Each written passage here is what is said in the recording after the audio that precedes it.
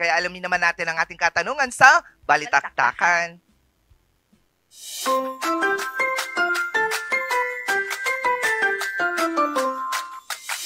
The views and opinions expressed by the host do not state or reflect those of the company and its management.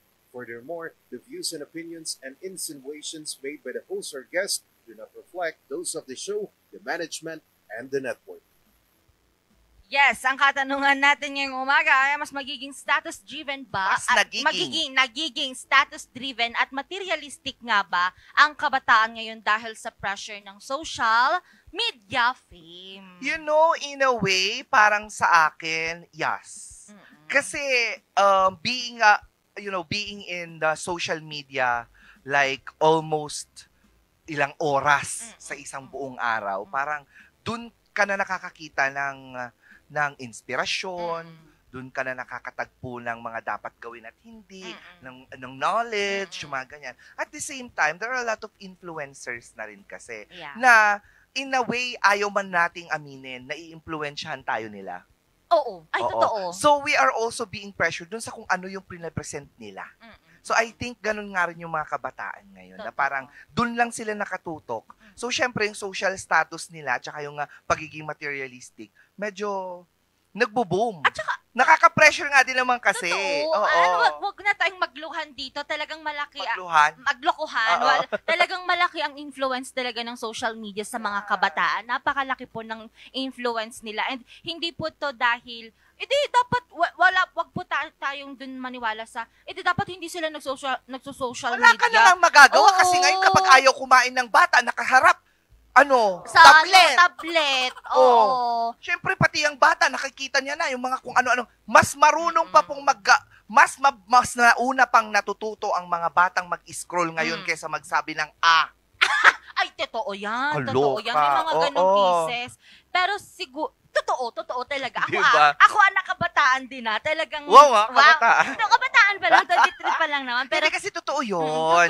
Real kasi siya. Makakita ka lang ng konting bagay sa social media. Yes. Ikaw mismo, parang bakit wala ko nun? Yeah. Or bakit dapat ako din? Ako din dapat medyo sikat din dapat ako. So, ang dami lang ang influencer eh. Exactly. Parang nung pandemic lang, di ba? Parang nauso sa atin yung mag-grocery. Tapos yung mag-i-stock ka ng mga kung ano-anong grocery. Tapos gusto mo rin yung gawin.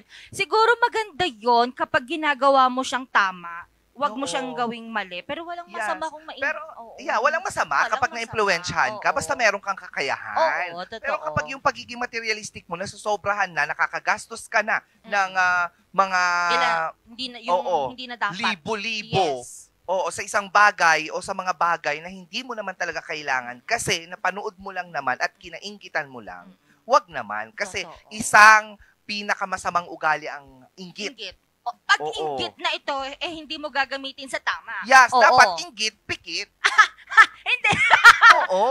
Pero, diba? Inggit, pikit. Meron din naman kasing mga taong naiinggit, pero hindi, parang yun yung ginagawa nilang motivation na, kung kaya niya, di kaya ko din. Ganon. Hindi yung naiinggit ka, inalam amin nun, dapat ako. O dapat bumagsak siya. Kaya agatang takastor, taadati kastada.